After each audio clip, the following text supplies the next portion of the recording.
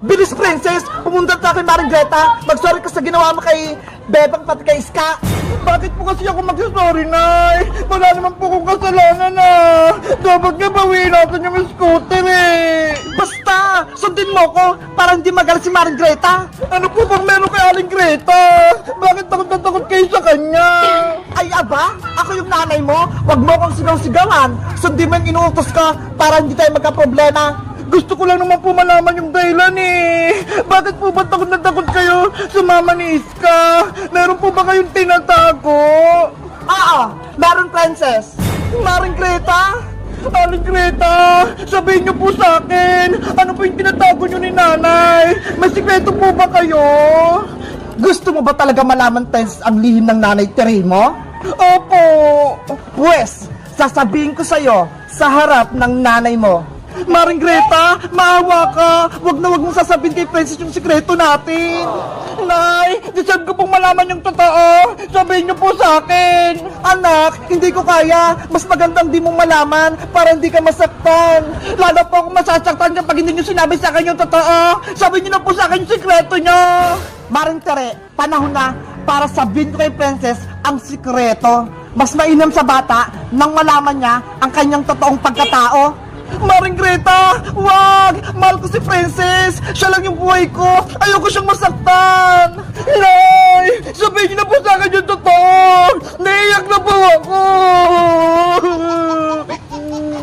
Anak, kahit anong mangyari, kapag nalaman mo na yung sikreto, sana mahal mo pa rin ako. Sana hindi magbago yung pagmamahal mo sa akin. Opo! Promise, Nay! Hindi ako magagalit! Sige, Maring Greta, handa na ako. Sabi mo na kay Princess yung sekreto natin para malaman niya yung katotohanan. Princess, nakinig ka sa sasabihin ko. Mahaba-haba itong ikukwento ko sa'yo. Opo, Aling Greta, handa na po ako. Nung unang panahon pa ng hapon, pinagbubuntis ka ng nanay mo.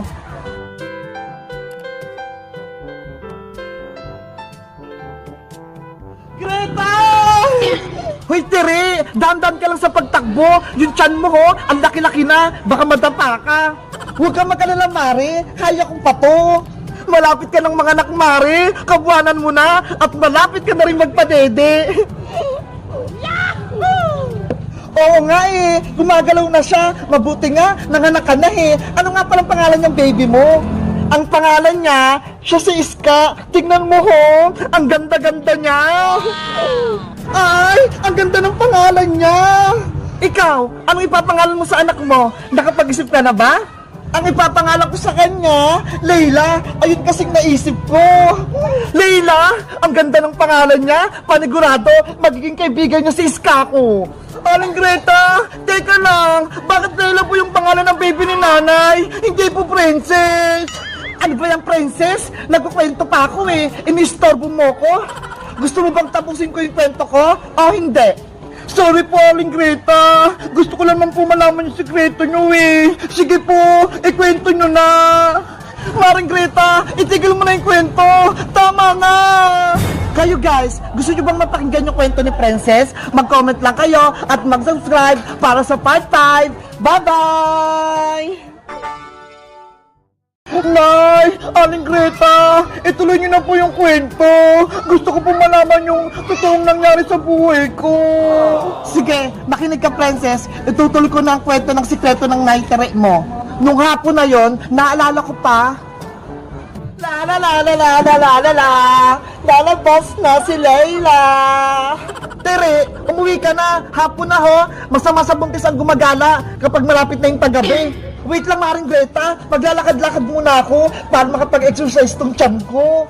Naku, dapat umaga ka nag-exercise. Delikado kapag gabi. Maraming engkanto ng mga nakatingin sa atin. Huwag ka mag-alala, Maring Greta. Wala namang maligno Ano? Hindi ka ba niniwala sa mga maligno? Pati engkanto? Oo, kaya okay lang maglakad ako kapag gabi. Hindi ako natatakot.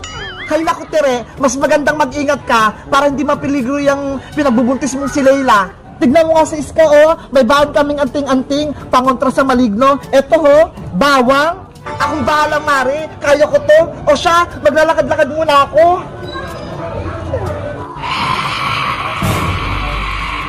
Tara Iska, umuwi na din tayo. Baka may nagmamasid na maligno. Leila anak, pupunta tayo sa palengke. Bibili tayo ng ulam.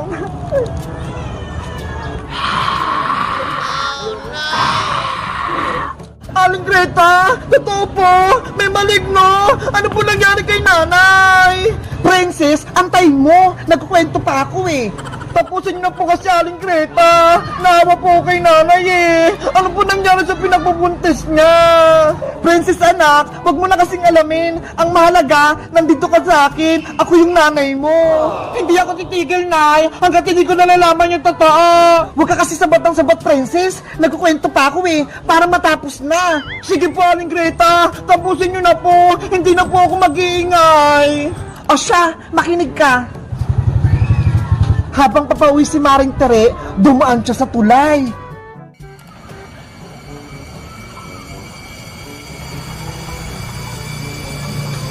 Leila anak, malapit na tayong makauwi. Malapit ng mga anak ang babae.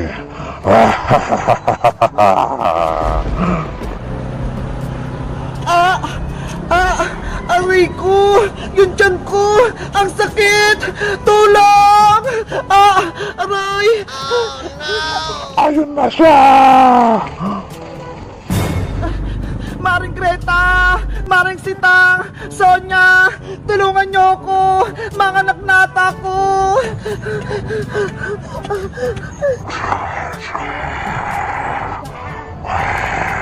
Sino yon? Parang may tao ah!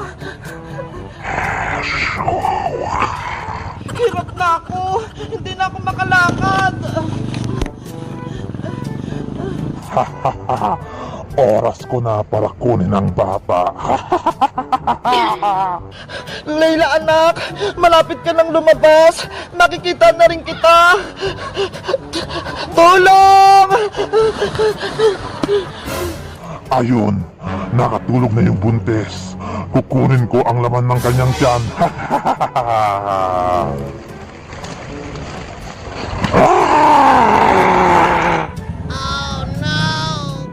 Nanay ko!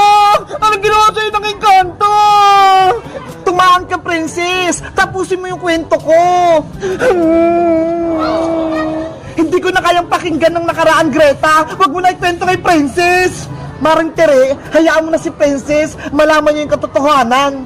Guys, sa tingin nyo, anong ginawa ng engkanto kay nanay? Ano nangyari kay baby Laila? Mag-comment lang kayo kung gusto nyo ng part 3. Bye-bye! Wow! Ang sarap ng candy ko! Pang Christmas! Si Santa Claus!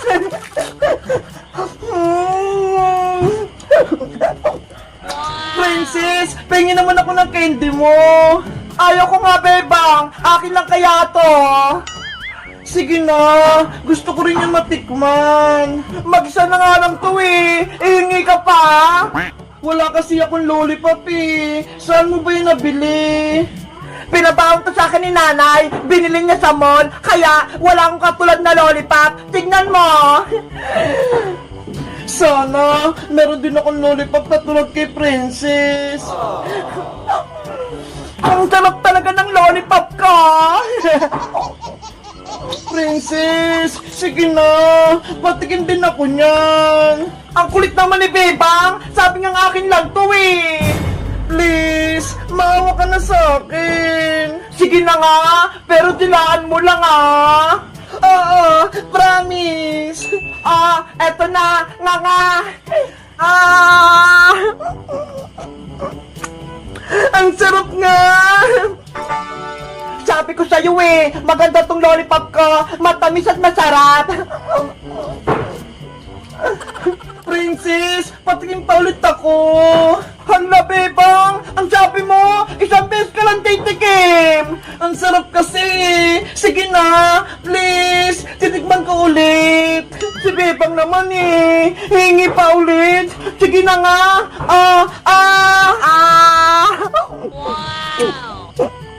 Tama na, Bebang! Inubos mo yung lollipop ko! Bebang! Bitaw mo na yung lollipop ko!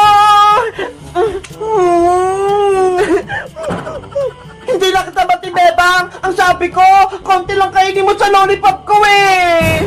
Sorry na, princess. Hindi ko mapigilan eh. Kahit anong sabihin mo, hindi na kita bibigyan ng lollipop ko. Akin na lahat to.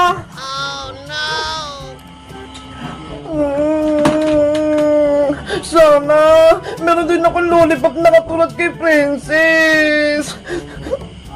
Be, walang lollipop si Bebang. Princess, tiran mo ko niyan. Ayoko nga, baka ikaw pa umubos nito eh. Santa Claus, gusto ko rin ng katulad kay Princess na lollipop. Bigyan mo ako, please. Nako, hindi darating si Santa Claus, Bebang. Hindi ka bibigyan ng lollipop. Sana may magic, may magbigay sa akin ng lollipop. Ate Bebang, nandiyan ka po ba? Mateo, pasok ka. Nandito ako sa loob. Ate Bebang, surprise! May bibigay po ako sa'yo! Ano yan, Mateo? Mga candy po ito at lollipop para po sa'yo. Totoo? Akin yan, Mateo. Opo, may nagbigay po sa akin na ito sa labas. Sa inyo daw po. Kunin mo na po. Ang galing! Natupad yung wish ko! Ang dami ko ng candy! Pati mga lollipop! Ang daming candy at lollipop ni Bebang! Yahoo! Marami na akong pagkain! Iba-iba! Bebang, di ba pati tayo? Tikman mo na tong lollipop ka! Sa'yo na ta! Hala, kanina, ayaw mo akong bigyan, princess. Ang sabi mo pa nga, hindi mo na ako kaibigan. Kanina pa yun, syempre. Pero ngayon, bati na tayo. Kaya sa'yo na ng lollipop ka. Ayoko na yan, princess. Ang konti-konti lang yan eh. Tsaka, may lollipop na rin ako na katulad niyan. Eto ho. Beba, bati na tayo. Bigyan mo ko ng maraming candy. Eto sa'yo, princess. Ngi, eto lang. Malit na lollipop. Tama na yan sa'yo. Kasi, nabusog ka na sa lollipop mo kanina eh.